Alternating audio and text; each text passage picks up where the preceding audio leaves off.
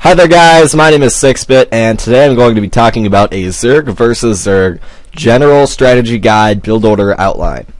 So I've set up myself in a match versus a Zerg AI. It's pretty easy, I think. But basically, the part that I want to show you is what I'm going to be doing and how I'm going to be building.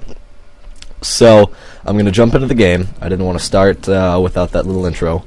But basically, you're going to want a hotkey or hatchery, start building drones, whatever. Usually helps to rally to one of the closer mineral points. Anyway, keep making drones. You also want to make sure you send your Overlord across the map. That's always very important to get some scouting information. And about 9 supply, you also want to take a drone and you want to send it over as well. This is essentially to make sure that your opponent isn't 6 pooling or 10 pooling you. If they're 6 pooling you, then you're going to want to throw down your spawning pool immediately, and then if you can, get up spine crawlers. More drones to help fight off the Zerglings that are coming is also helpful.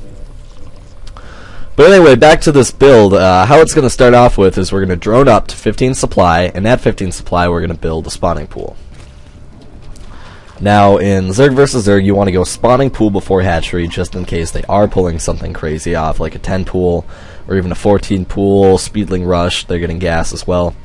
So anyway, we're going to take our drone here, and I usually just set him to patrol around, so we don't miss anything, and he can keep doing his thing for a while. Keep droning up at the base. I'm just using hotkeys to do that. Alright, there goes the spawning pool at about 14 supply. It's pretty standard. We're going to get ours at 15 here, and we got 15 drones. So now as soon as we have 200 minerals, we're going to throw this thing up. So we're going to send a drone over. And there we go. Alright, so our spawning pool started. The next thing that we're going to do is at 16 supply, we're going to get a hatchery. Now, some people might tell you not to expand early in Zerg versus Zerg. Obviously, it depends on what they're doing. Right now, our opponent is doing pretty standard. We should be able to expand and hold it. It also depends on the map. When you're on a close map like this, you might want to think twice about expanding early. But I think we're going to be just fine. So we're going to send our little guy down here, our drone, and he's going to build us a hatchery. Right there. Perfect. Alright, now we're going to build one more drone, get back up to 16 supply, and that's when we're going to build an extractor. So we're at 16 supply. Go ahead and drop that extractor. I'm going to get this other hatchery hotkeyed. Set the rally points. Our spawning pool is done. Now we're going to build a queen. And we're going to start mining gas as soon as this extractor's up. And immediately once we get 100 gas, we're going to start Metabolic Boost. So I'm just going to send these guys over here now before I forget. Looks like he's maybe building a Baneling Nest or something. I'm going to build a couple of lings. Or actually I'm going to build an Overlord, sorry, and then a couple of lings. You don't want to get supply blocked. It's always important. But anyway, we have a queen coming out soon. Should deal with any harassment that's coming. So like I said, once we reach 100 gas, we want to drop that Metabolic Boost, and then the next 50 gas, we want to get a Baneling Nest. In the meantime, we want to continue to be droning up, just like normal. So, nothing real fancy there. I'm going to send... Alright, well, never mind, we've got an Overlord here. So, it looks like he's got a Roach Warren. This is an easy AI, I'm not sure how much that matters. But if you were to see a Roach Warren in a real game, that's when you might get Metabolic Boost. Sorry, I was off by a couple seconds there. But, if they get a Roach Warren, then you know they're not going to be going for Mutalisk, so you're going to want to make sure that you're prepared to deal with roaches. Alright, so we're going to build a Baneling Nest now. There we go. Build some more drones. Once we're at 25 supply, build another Overlord. And then at about 5 minutes and 30 seconds, you want to build a spine crawler that'll help with any sort of roach push that they might have. Or any sort of push, really. It really just helps defend your natural, which you really want to maintain to stay ahead. Now at about 5:50, we want to get our second and third extractors, so here we go. Grabbing those. I'm going to Maynard some drones from here down to our natural. At 6 minutes, we want to start Lair tech, so we're going to start that right now. As soon as we get the minerals, there we go. And then at 6:15, we want to get our next extractor. So, it'll be here in a second. There we go. Pretty straightforward, all of it. Alright, now once we get 100% Lair, that's when we want to start our Spire. And like I said, in the meantime, we do want to keep droning up as much as we can. Hotkey this other queen. Get these guys mining gas.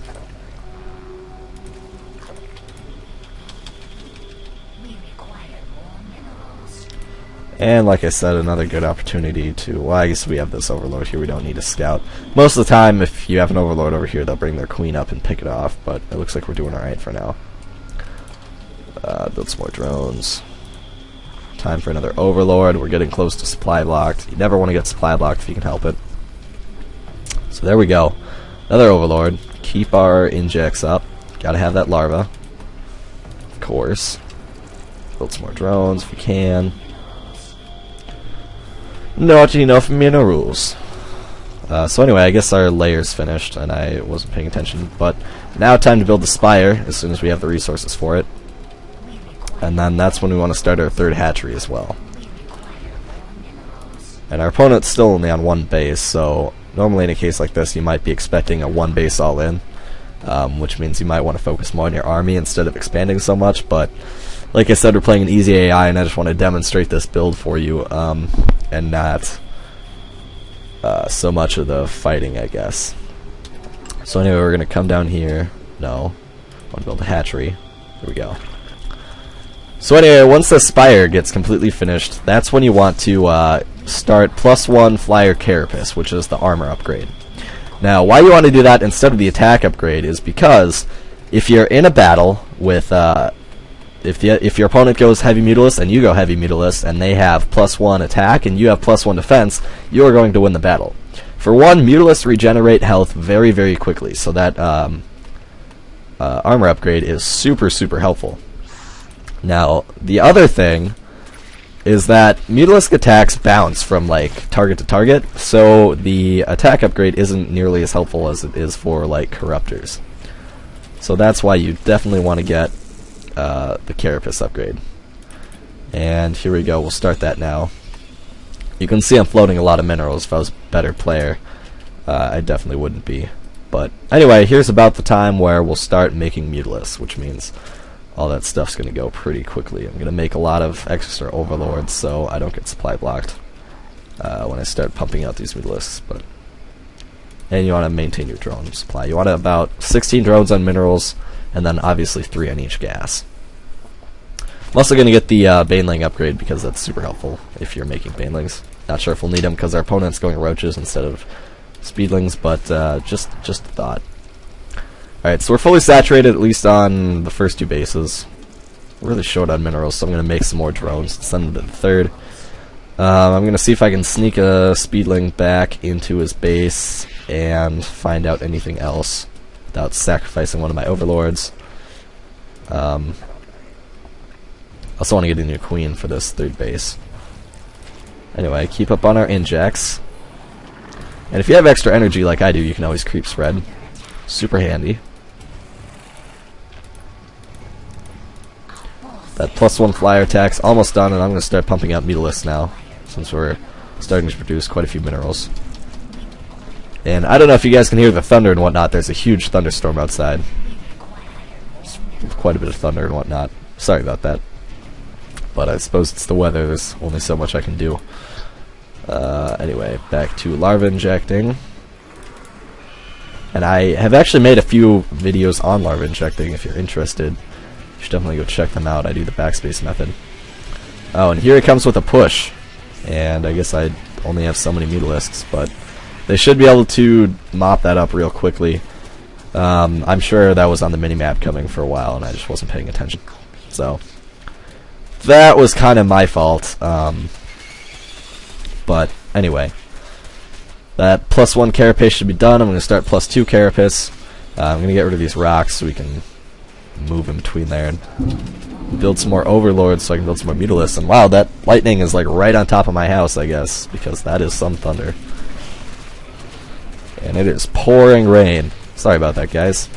Anyway, we've got quite a few Mutalisks. At this point, if your opponent doesn't have this many Mutalisks, or if they don't have Mutalisks at all, you should pretty much win the game. If they have a big army, you can build lots of Lings and lots of Spine Crawlers, and you should be able to defend your main pretty well.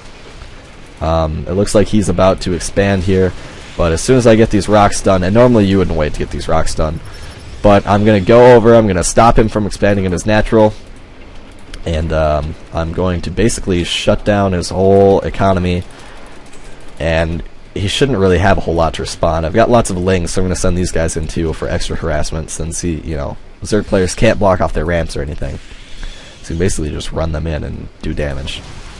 But anyway, all these drones are about to die, and there's really nothing that they can do about it because they can't fly. That kind of rhymed. And here come the speedlings in. Those are going to do tons and tons of damage. Now, if your opponent has lots of speedlings, that's when you'd want to get banelings.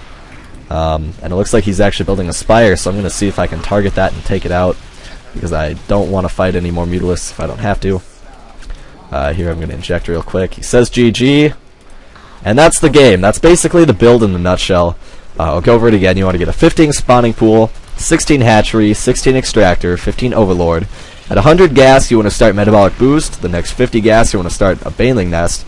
At 25, you want to get another Overlord. At 5 minutes and 30 seconds, you want to start a Spine Crawler, preferably at your natural. At 5:50, you want to start your second and third Extractors. At 6 minutes, you want to start your Lair. At 6 minutes 15 seconds, you want to start your fourth Extractor. At 100%, when your Lair is complete, you want to start your Spire. And right as you do that, you also want to start your third Hatchery. And then when your Spire is finished, you want to start +1 Flyer Carapace. And that's basically the build. I'll have it listed in the description for you to look at.